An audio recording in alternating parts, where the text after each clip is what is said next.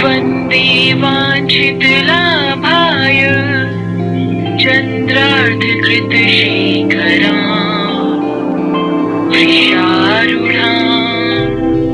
शूलधराम् शैलपुत्रीं यशस्विनीम्। नवरात्रि में दुर्गा पूजा के अवसर पर दुर्गा देवी के 9 रूपों की पूजा उपासना बहुत ही विधि विधान से की जाती है। इन रूपों के पीछे तात्विक अवधारणाओं का परिज्ञान धार्मिक, सांस्कृतिक और सामाजिक विकास के लिए आवश्यक है। आइए जानते हैं माँ शैलपुत्री के बारे में। माँ दुर्गा को सर्वप्रथम शैलपुत्री के रूप में पूजा जाता है।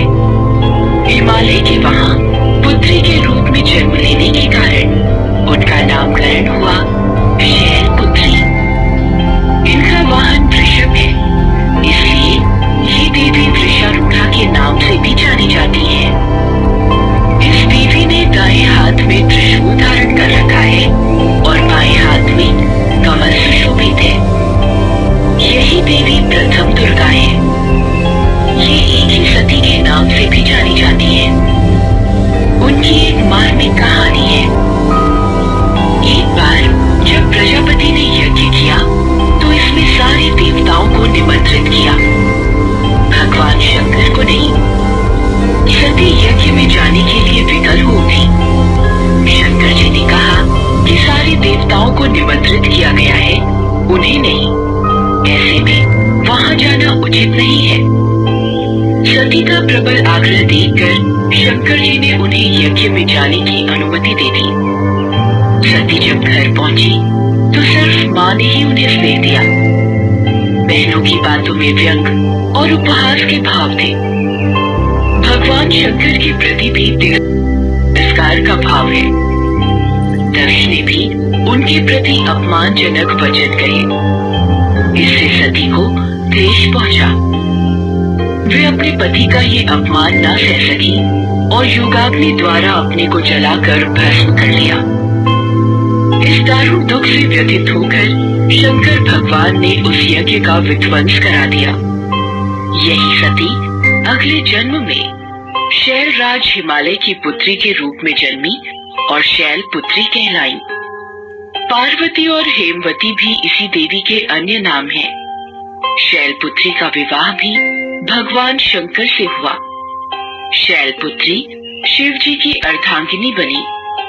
इनका महत्व और शक्ति अनंत। पूजा विधि। नवरात्र का शुभारंभ कलश स्थापना के साथ ही प्रारंभ हो जाता है।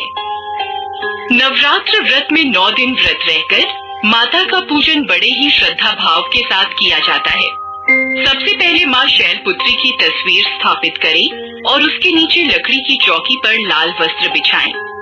अब एक मिट्टी का पात्र लीजिए और इसमें कुछ जौ के बीज बो दें। अब पात्र में पानी दें। तांबे के कलश में और जल भरें और उस पर कलावा बांधें। कलश के किनारे पर 5 आम के पत्ते रखें और कलश को ढक दें। अब नारियल को साफ लाल रंग के कपड़े में लपेटकर कलावे से बांध दें। इस नारियल को अब कलश पर स्थापित करें।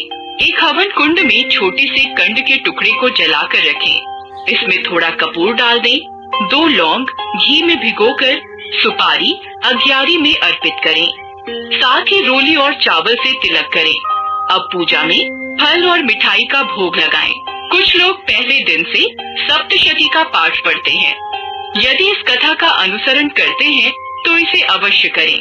प्रतिदिन माँ दुर्गा के कवच का पाठ करना बिल्कुल न भूलें। ऐसा करने से माँ का आशीर्वाद आप पर हमेशा बना रहेगा। इसके पश्चात व्रत का संकल्प लें। माँ शैलपुत्री के मंत्र का जाप करें। ओम शम शैलपुत्री देव्यै नमः। इस मंत्र का जप कम से कम 108 करें। माँ शैलपुत्री आयु, सौभाग्य और प्रकृति की देवी हैं। इसलिए माँ से प्रार्थना करें कि आपके घर में सौभाग्य बना रहे और सभी को लंबी आयु और स्वस्थ जीवन प्राप्त हो। अब आरती करके क्षमा याचना करते हुए पूजा का समापन करें। संध्या के समय भी आरती करें।